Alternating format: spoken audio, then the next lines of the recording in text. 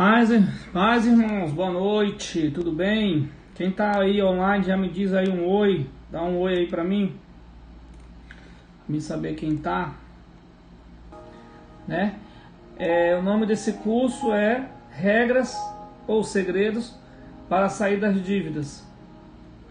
E aí a primeira coisa que eu tenho que falar para vocês é que, como eu vou falar de dívidas, então o nosso público-alvo são pessoas endividadas ou pessoas que querem estudar sobre finanças pessoais, né? Nem sempre a pessoa está endividada. Às vezes ela não está endividada hoje, mas as decisões que ela anda tomando vão trazê-la para um certo grau de endividamento. Então esse endividamento, pelo fato de tratar mais de endividado, nós não vamos falar de bolsa de valores, não vamos falar de investimento, vamos tratar só sobre dívidas e como sair delas.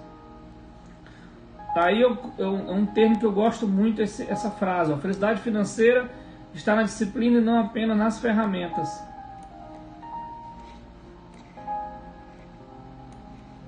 Quer dizer, eu vou te entregar um monte de ferramenta hoje, mas cabe a você usar. Se você não usar, não adianta.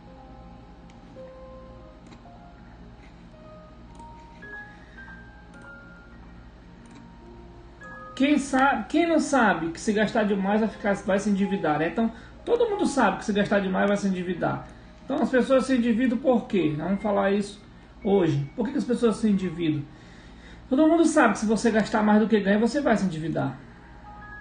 3 fatores fazem com que a pessoa se endivide. Primeiro, falta de conhecimento, ele não tem treinamento, né? Ele não tem tato para lidar com o dinheiro.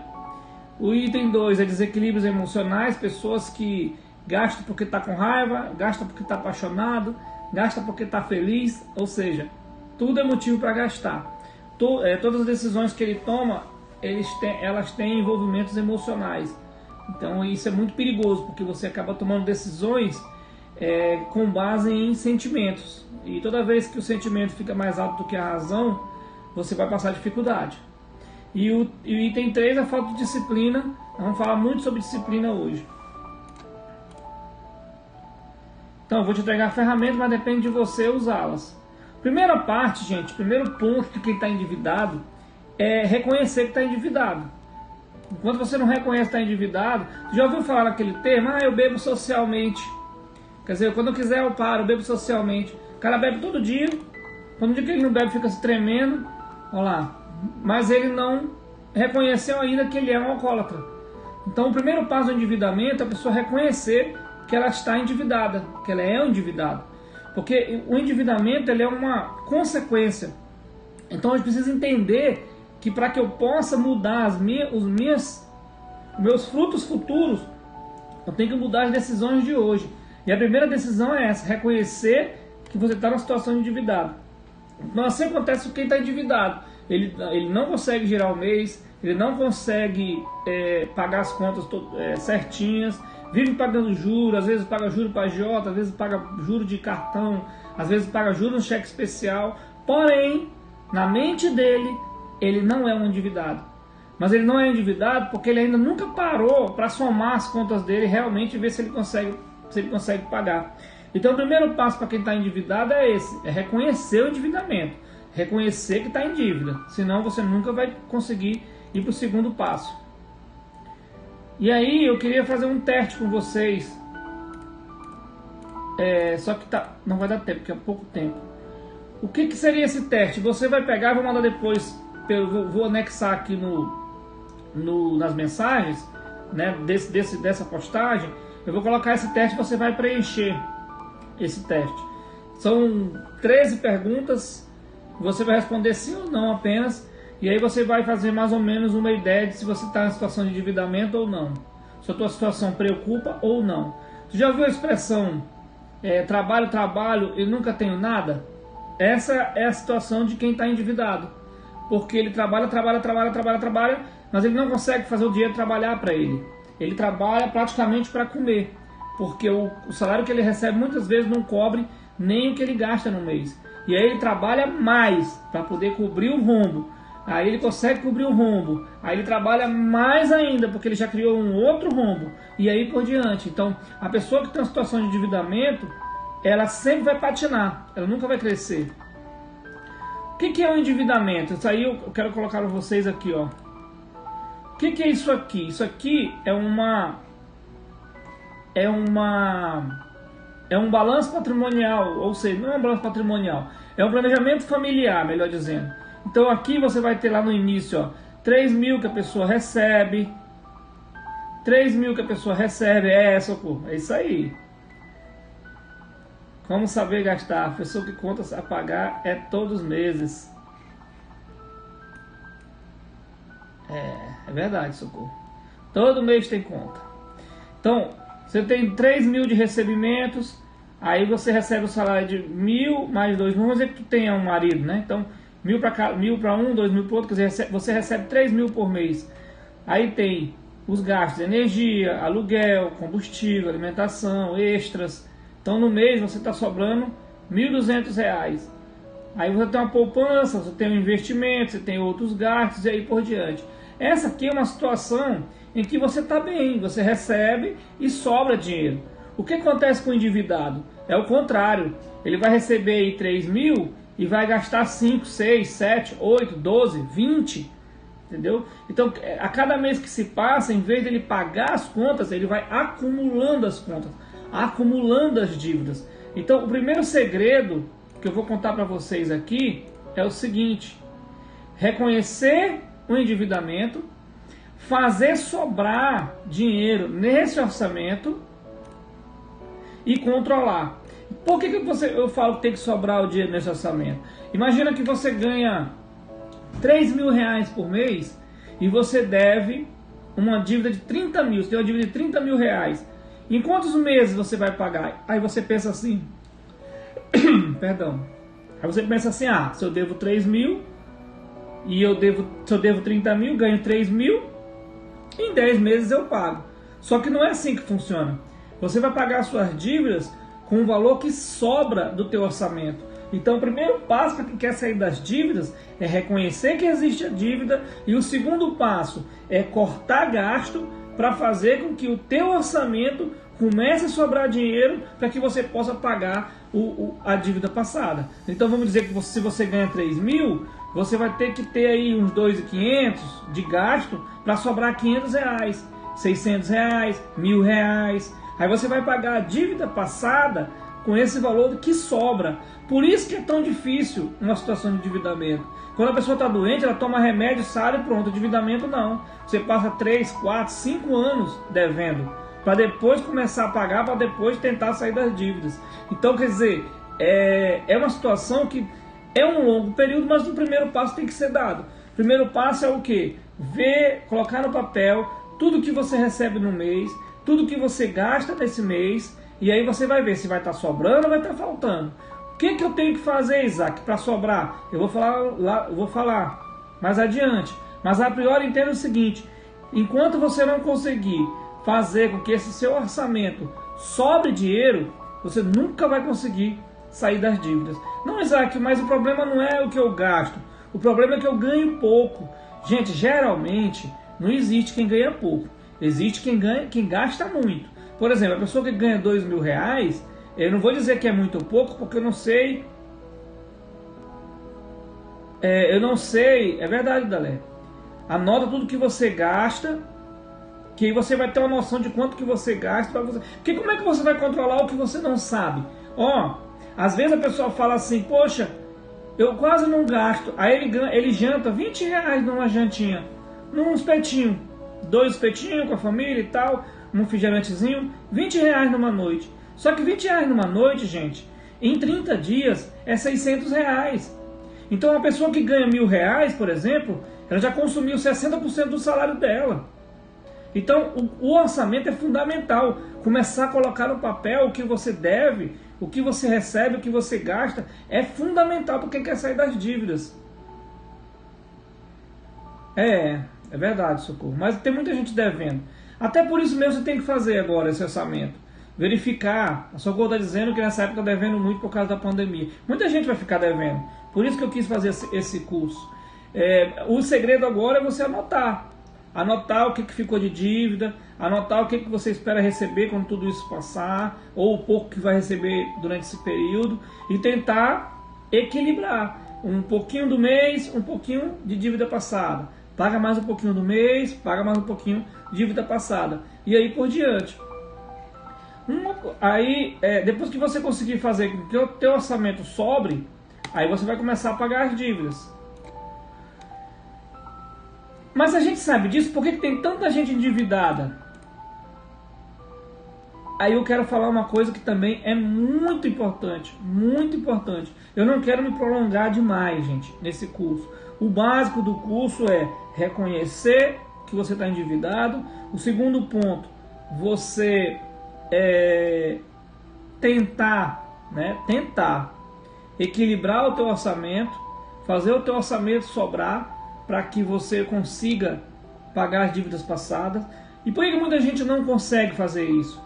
Porque ela começa a fazer o orçamento, ela anota as dívidas dela, anota tudo bonitinho. No terceiro ou quarto dia, uma semana, ela desanima, ela vê uma coisa que ela se apaixona e compra e gasta, e depois ela não consegue mais pagar as dívidas. Ou seja, um projeto de sair das dívidas muitas vezes dura dias, dura horas. Por quê? Por causa da inteligência emocional e do padrão de vida. Aí eu quero dizer para vocês o seguinte, ó. Quem aqui queria casar, hein, Adalé? Quem aqui queria casar em Paris? Queria andar de Ferrari? Queria viajar pela Europa? Não precisa responder, não precisa responder. Vocês vão entender onde eu quero chegar. Faz quanto tempo que você não vai a Paris? Faz quanto tempo que você... Por que casar em Paris? Né? Por que você quer casar num lugar onde você nunca foi? Por que as pessoas sonham andar numa Ferrari se ela nunca andou de Ferrari? Ela nunca... Ó, Juliana, se ela nunca andou de Ferrari. Por que a pessoa sonha em andar de SW4 se muitas vezes ela nunca andou? É porque nossa mente, ela acaba sendo programada desde jovem. A gente assiste filmes em que as pessoas se beijam, se abraçam, lá na Torre Eiffel, no Rio Sena, lá em Paris, né? Então o que acontece? Isso gera no nosso coração, na nossa mente, de que só é feliz quem casa em Paris. Quando na verdade não tem nada a ver uma coisa com a outra. Ó, tá com a janta pronta lá ó, em casa, janta prontinha. Aí tu vê a propaganda da pizza, chega a bicha tá com o chocolate derramando aqui, ó. Aí tu vai lá e pede a pizza de chocolate. R$50, R$60, R$40 numa pizza, sendo que você tinha a janta pronta. O que é isso? É falta de controle emocional. Falta de controle emocional. E aí, olha isso aqui, ó. Telefones caros. Tem gente que não tem dinheiro para colocar crédito no telefone. O telefone dele custa 3 mil, 4 mil, 5 mil. Telefone caro.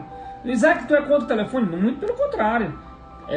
Quanto mais tecnologia, porque as coisas não são de valor alto à toa, é um investimento. Quanto maior a tecnologia, vai ser mais caro, mas tem mais ferramentas. Mas aí eu te pergunto, entre um combustível no teu carro e um telefone caro, qual é a sua prioridade? Esse que é o grande problema, né? Às vezes a pessoa deu fome, né, Dick?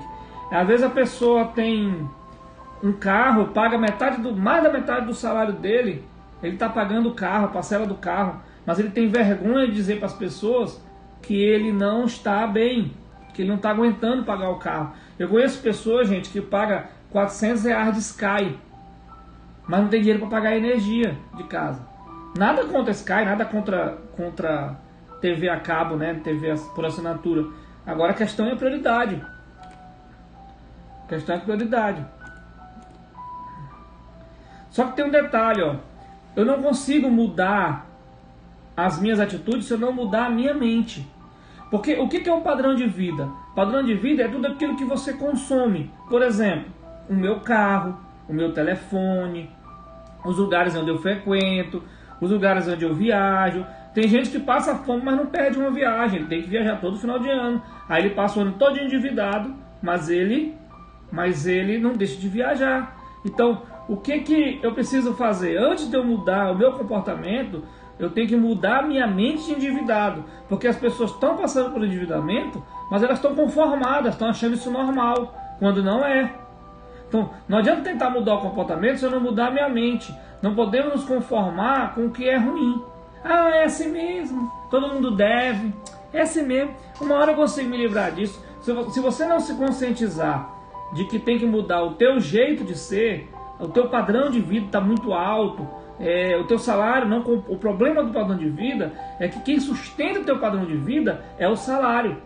E o vergonhoso, o vergonhoso não é você diminuir de um carro mais caro para um carro mais barato. O vergonhoso é você perder o carro para o banco, por exemplo. Insistir numa parcela de carro alta, quando na verdade você pode perder esse carro para o banco. Então, e uma coisa importante para quem é pai de família ou mãe de família aí, tudo que a gente faz financeiro influencia na nossa família. Eu ando de carro novo, mas a minha filha não está estudando no colégio privado. Eu tenho um carro e uma moto, né, uma moto cara, mas a minha filha não tem roupas boas. Então as minhas decisões, elas influenciam diretamente na minha família. Então tem que ter isso em mente. Depois que a gente casa, não é só eu, não sou só eu.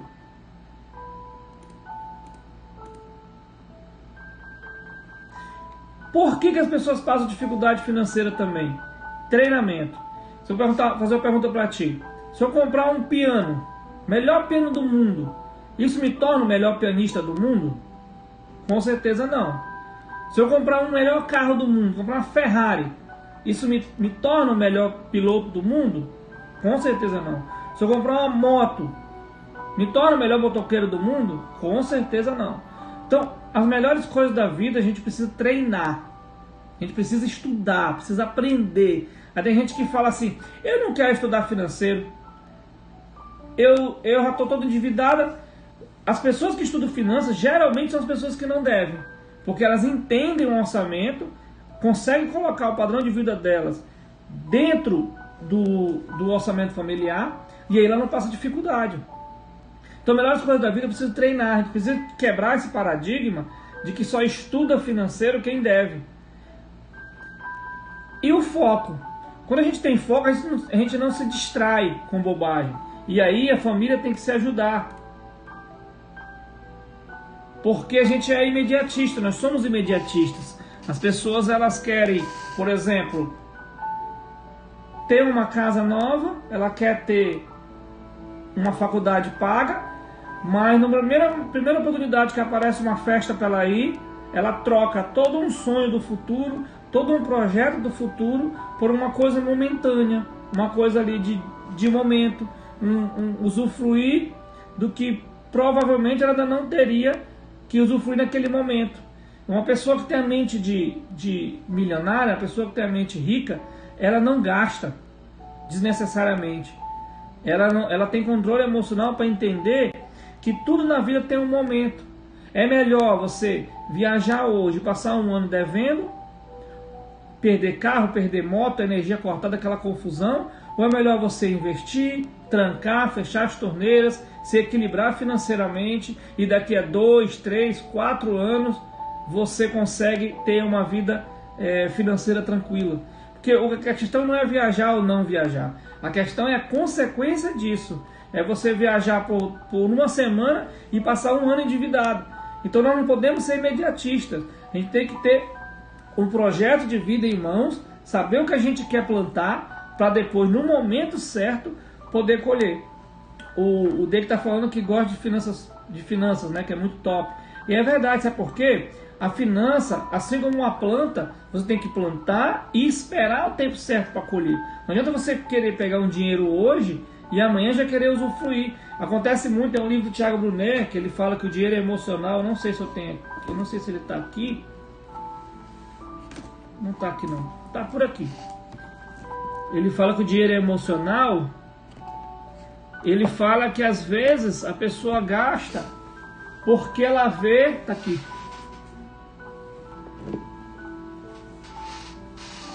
Esse livro aqui, ó, muito bom, eu indico, ó, quem quiser ler. Além do meu, né? No final eu vou falar do meu livro também. Ele fala o seguinte, que às vezes um vizinho vê o outro andando de Hilux e ele quer andar também, só que ele não sabe o que o vizinho dele fez para hoje estar andando de Hilux. Às vezes o vizinho anda de Hilux porque ele já está colhendo o que ele plantou, e o cidadão sem plantar quer colher. Então, não adianta ter planejamento, não adianta imaginar que você vai querer sair de uma dívida se você não tiver foco. Se você não treinar isso, não estudar sobre isso, comprar livros sobre isso, ler, tem muita coisa no YouTube que fala de finanças pessoais. Não adianta ter foco se não tiver diagnóstico e meta. Por que eu falo diagnóstico e meta? Porque, veja bem, imagina que eu vou pegar um Uber. Eu tenho que saber onde eu estou e eu tenho que dizer para o Uber aonde que eu quero ir. Por que muitas vezes a pessoa não consegue sair das dívidas? Porque ela não sabe onde ela está. Ela não sabe quanto ela deve, ela não sabe para quem ela deve, ela não sabe quem são os credores que cobram mais juros, ela não sabe o valor da dívida e se essas pessoas parcelam, ela não tem noção da situação dela atual. Então quem não tem noção de onde está, dificilmente vai conseguir projetar aonde quer chegar. Para que eu possa chegar, dizer para o Uber onde eu vou, que nesse caso vai ser o quê?